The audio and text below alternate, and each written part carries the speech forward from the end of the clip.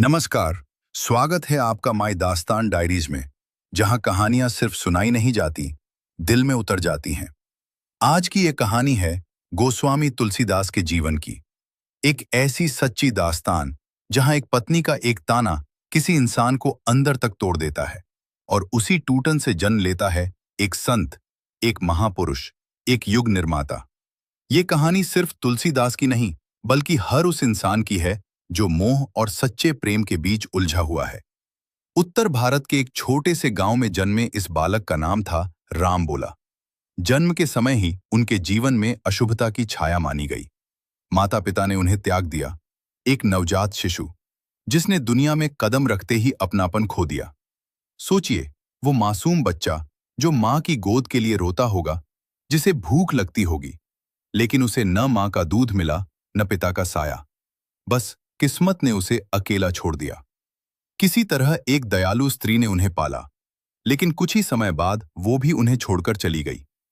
अब ये बालक पूरी तरह अकेला था। भूख, दर-दर की ठोकरें और लोगों की दया, यही उसका जीवन बन गया। लेकिन वो रस्सी नहीं, एक जिंदा सांप था। फिर भी उनका ध्यान कहीं और था। वे बस चढ़ते गए और अंत में रत्नावली के कमरे तक पहुंच गए, भीगे हुए, कांपते हुए, लेकिन आंखों में प्रेम भरा हुआ। रत्नावली ने जैसे ही उन्हें देखा, वे हैरान रह गईं। आप इस समय, इस हालत में? उन्होंने पूछा। तुलसीदास ने मुस्कुराते हुए कहा, तुमसे मिलने की चाह मुझे यहां खींच लाई। तुम्हारे बिना एक पल भी नहीं रहा जाता। ये सुनकर रत्नावली का चेहरा बदल गया। उन्होंने कुछ क्षण तक उन्हें देखा और फिर वो वाक्य कहा जिसने इतिहास बदल दिया।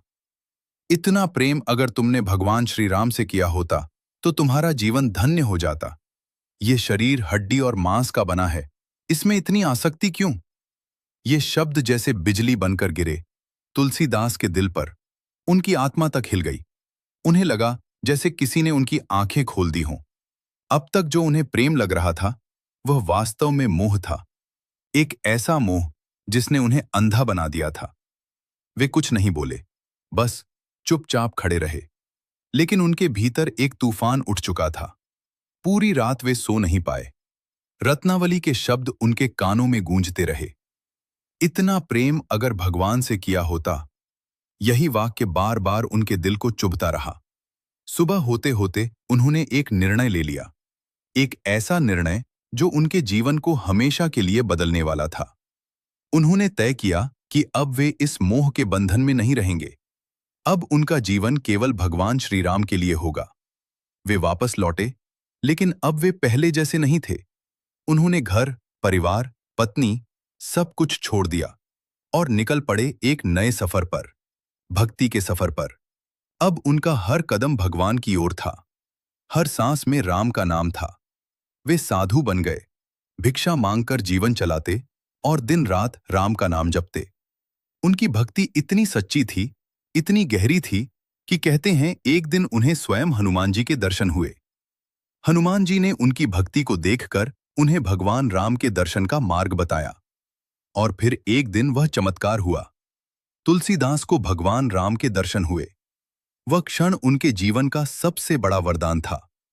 अब उनका जीवन पूरी तरह बदल चुका था। उन्होंने अपने अनुभव, अपनी भक्ति और अपने ज्ञान को एक ग्रंथ के रूप में लिखा, रामचरितमानस। ये ग्रंथ आज भी करोड़ों लोगों के दिलों में बसता है। ये सिर्फ एक किताब नहीं, बल्कि जीवन जीने का मार्ग है। तुलसीदास अब एक संत बन चुके थे। लोग उन्हें पूजने लगे, उनके चरणों में बैठकर ज्ञान प्राप्त करने लगे। लेकिन जब भी कोई उनसे पूछता कि आपके जीवन में यह बदलाव कैसे आया, तो वे मुस्कुराकर कहते, यह सब एक ताने की वजह से हुआ। सच में वह ताना नहीं, एक सच्चाई थी। एक ऐसा सत्य जिसने उन्हें अज्ञान से ज्ञान की ओर, मोह से मोक्ष की ओर और एक साधारण इंसान से एक महान संत बना दिया। ये कहानी हमें सिखाती है कि जीवन में कभी-कभी एक कड़वा सच ही हमें सही रास्ता दिखाता है। अगर हम उसे समझ लें, तो वही हमारे जीवन का सबसे बड़ा आशीर्वाद बन जाता है। धन्यवाद। माय दास्तान डायरीज के साथ जुड़े रहने के लिए, ऐसी ही दिल को छू जाने वाली कहानियों के लिए चैनल को सब्सक्राइब करना न भूलें।